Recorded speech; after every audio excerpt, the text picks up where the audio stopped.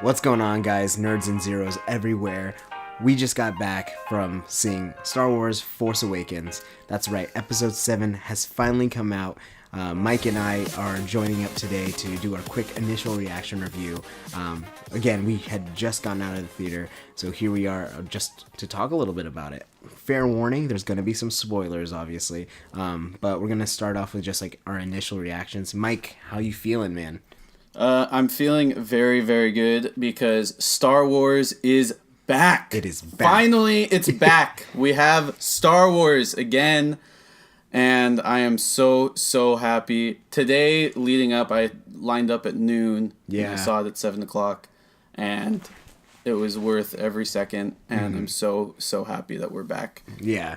I mean, I absolutely agree. I think from the first few minutes of this movie, you felt the heart of the originals, and I think that was a really big thing. It was exciting, and it was, so visually pleasing and nostalgic in a lot of ways. I think right off the bat, this is a movie, I'm going to say it, watch it now, just because it just incites so much. Hell yeah. So much feeling. Just right from the beginning, even with like when the opening crawl started, the whole It's a great crawl too. Oh, it's a great crawl. It's such a good crawl. And I don't know, it's Star Wars is back, and it definitely feels like the spirit of the original trilogy is carrying on, and the story is carrying on, and I cannot wait to dive in a little bit deeper. I don't know. I want to say that this is a good point to stop if you have not seen the movie, because I don't think I can contain the rest of my thoughts. It's going to be a lot of word vomit, but here we go. Right off the bat, let's talk about the story. Let's like the story of The Force Awakens.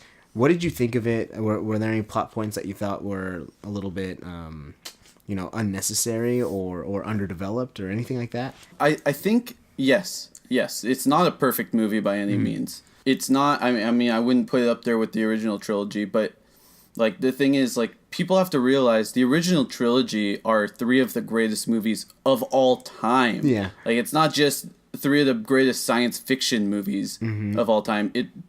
Of all time, period. Right. And it's like, it's crazy for people to think that we're going to have the best Star Wars movie of all time out of this movie, in my opinion.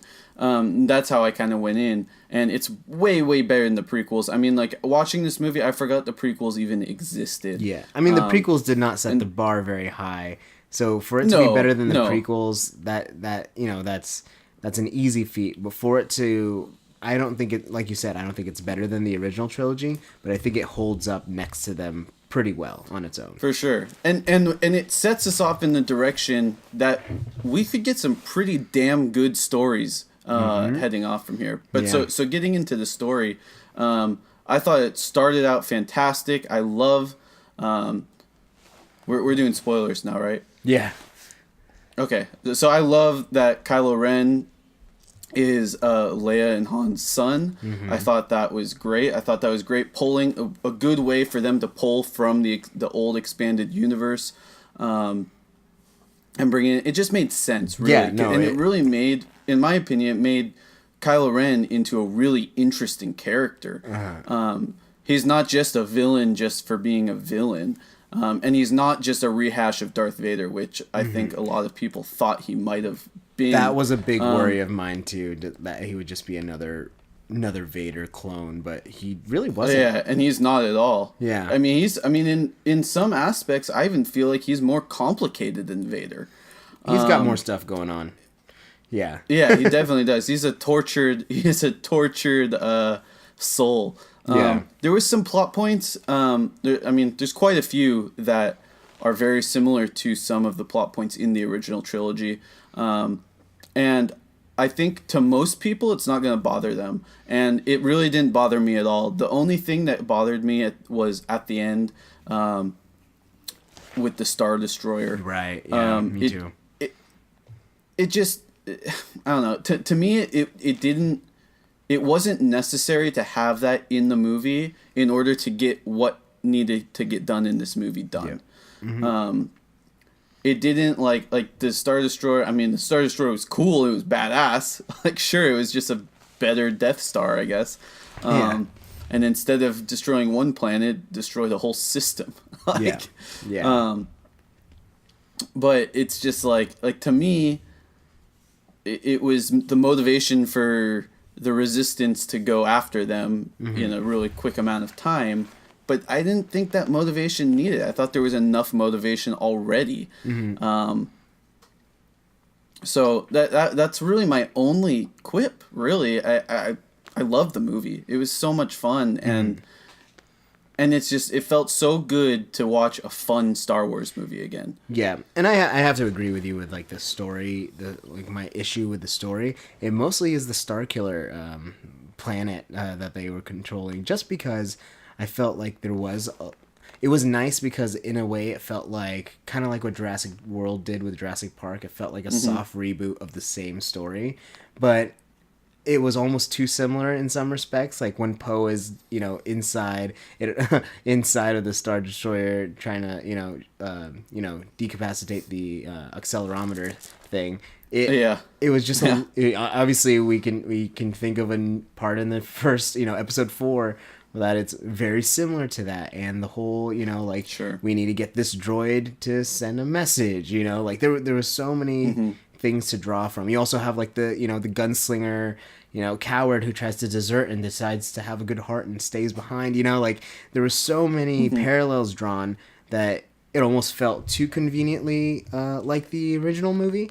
Not that like it didn't bother me in the moment, and like thinking back, it's just like, oh wait, this is really similar. But it's like that's me nitpicking. That's me nitpicking like a reboot of this, essentially a new trilogy. A new pathway.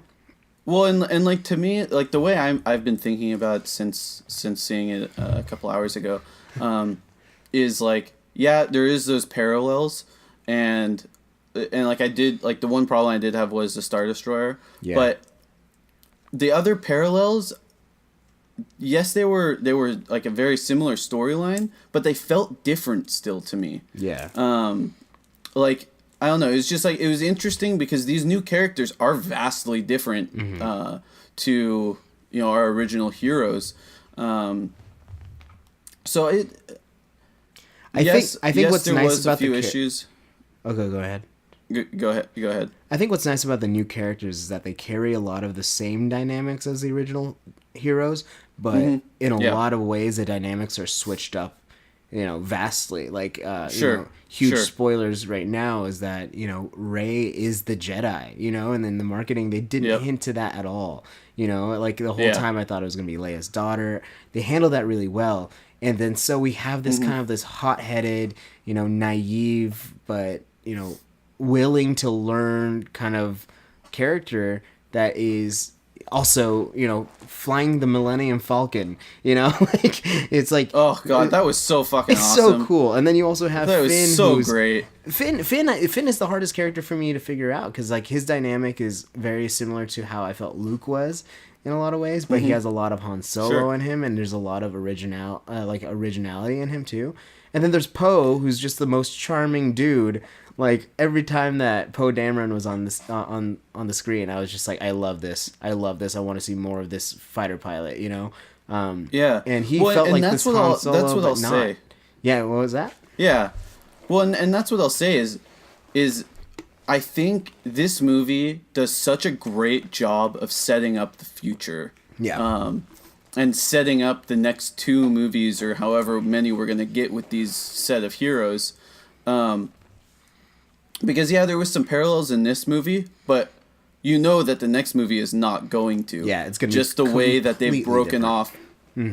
Yeah, they've broken off, and you can see that these characters are gonna have some really great story arcs. Yeah, this is a really great jumping point for the series to continue, for sure.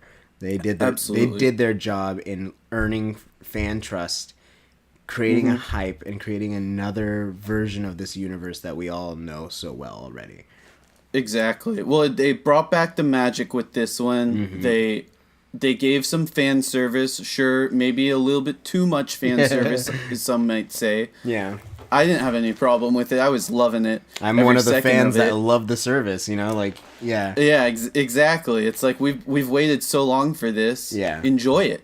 Yes. And So we're now we can move on with these great characters, because to me the best part of the movie was not the original trilogy characters. I mean, Han was pretty great, but these new characters stole the scenes, every single scene they were in. Yeah.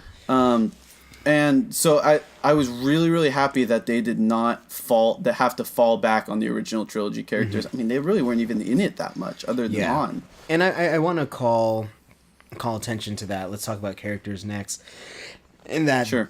Ridley really carries this movie. I think her kind of like emotional connection to, I don't know, as an audience member, you kind of feel in the same state, like these are the myths and legends of our time. Obviously they were movies that everyone looked up to, and in their universe it's the same concept, like these are the, the Knights of the Round Table in their universe. It's like these amazing war heroes and stuff, and so she carries this like sense of wonder to her that is really easy to connect with as a viewer.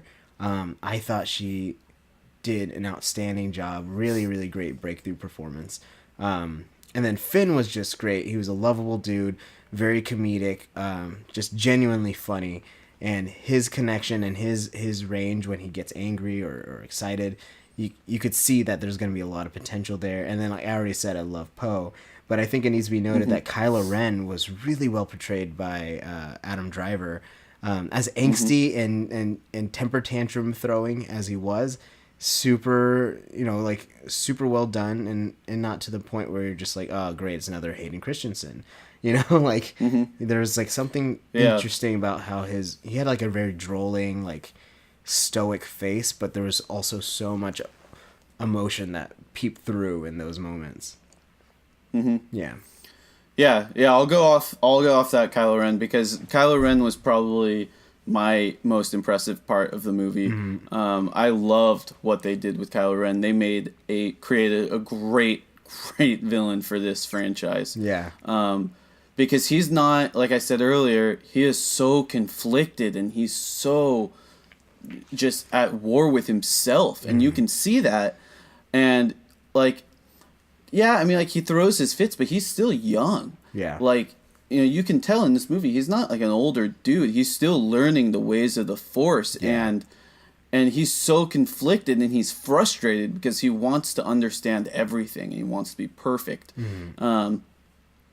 And so I was so impressed, because I was scared, because I already had a small obsession with Kylo Ren before the movie came out. Just from the character design, I thought it was awesome. So seeing him actually portrayed well in the movie was really, really it's huge. good to see. Absolutely huge. Something that I was surprised by, though, was Captain Phasma. Yeah. She is in so much of the marketing, and she's in the movie for like maybe 5 minutes. I mean, who knows? We didn't see her die, so I don't think she I'm did. Guessing she's gonna.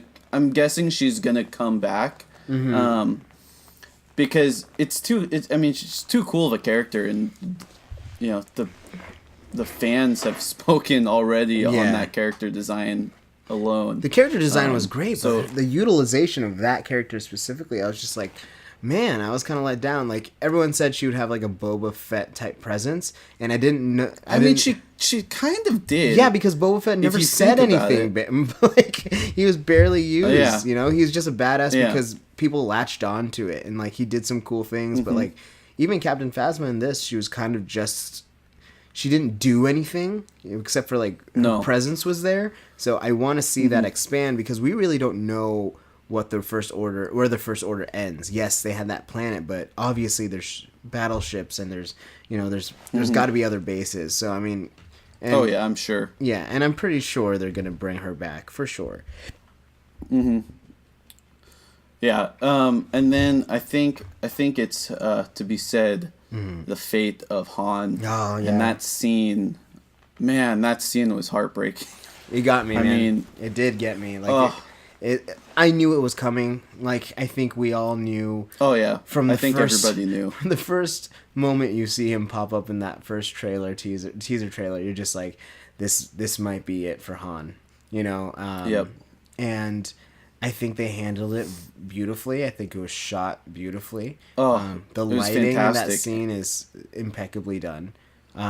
Yeah, And that was it, when I was in the theater and I saw and you see because it not only was it fantastically shot, but it portrays everything that we had learned about Kylo Ren so well Sure, yeah. to up to that point because you see half of his face is in the light and then half of it is all red, obviously for the dark side, and then as the sun finally gets sucked up, it just fully turns into red, and it's Yeah. just like, oh, it was awesome. Yeah, I mean, Han Solo, he came back with a vengeance in this movie. He was absolutely Absolutely. charming and lovable, and you just wanted to give him a hug. And Harrison Ford really nailed it. I mean, it's like a different version of the same character that we've seen, those many years ago. And that was a really great send off, I thought. And it was really I thought it was heartfelt. perfect. And I really liked what did Kylo Ren say? He said, "I'm being torn up inside. I have to do something, but I don't know if I know what I have to do, but I don't know if I have the strength to get it done. Will you help me?" Yep. And it was Yep. gut wrenching because I knew right then and there, like, It was brilliant. this is it. And That there was whole scene was written so well. Yeah. And just shot so well. It's perfect. Yeah. It was.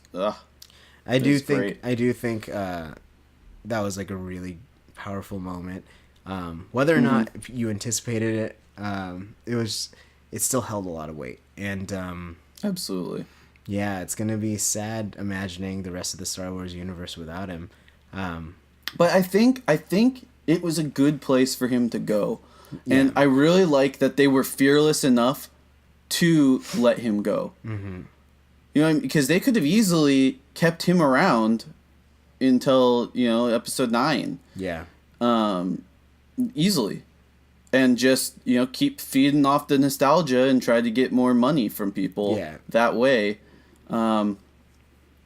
And it really, because it pushes the story along great with that.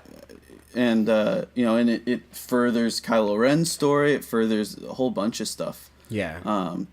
Well, let's talk about it. Let's talk about where everything is going next, just because it's kind of hard to say. I mean, obviously we have Rey, the surprise Jedi. That was a big surprise for me that she was going to be the Jedi. That lightsaber duel between her and Ren was so cool.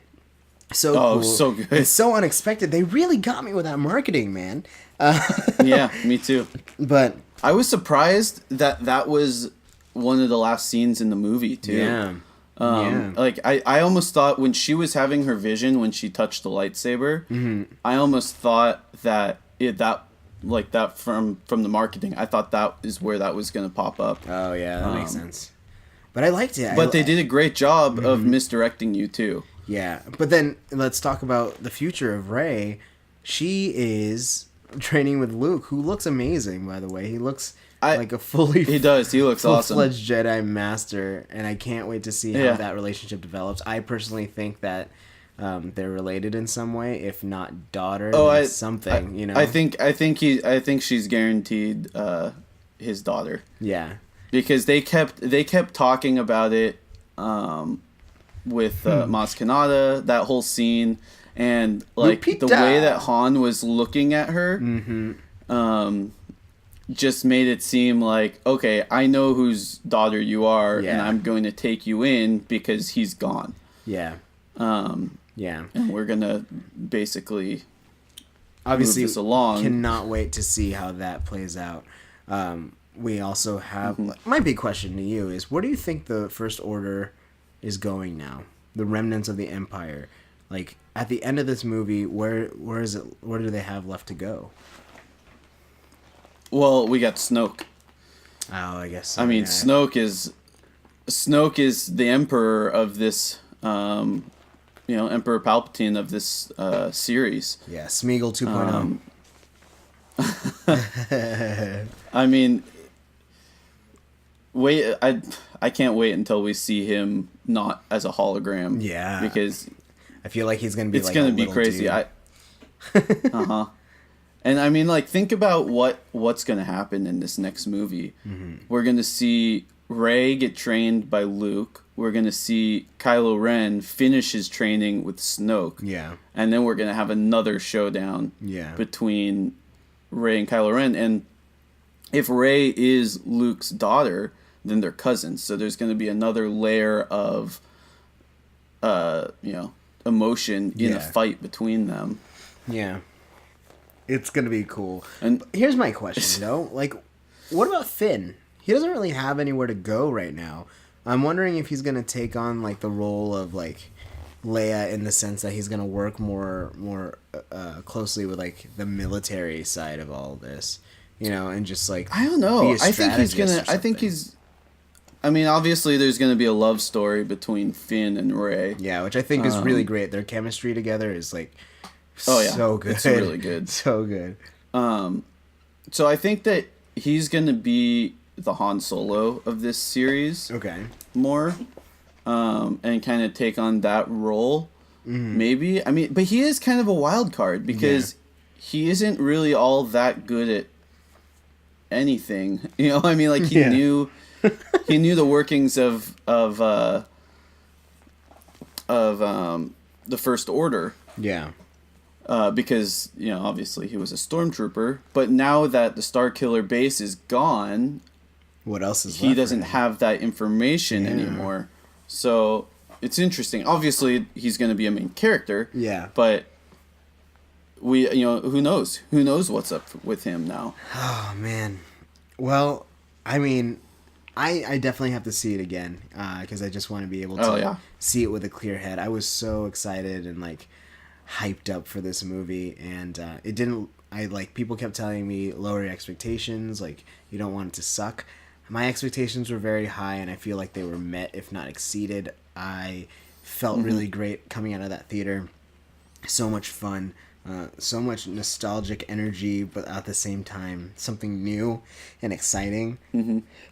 I loved it. I gotta watch it again. I loved it too. I'm gonna watch it again and watch it again until I can't watch it anymore. So, well, and the thing that's so exciting, I think, is one, we got a new great Star Wars movie, and I can't wait to see it again and look for more hints and stuff like that I missed from just being, going crazy this first time around.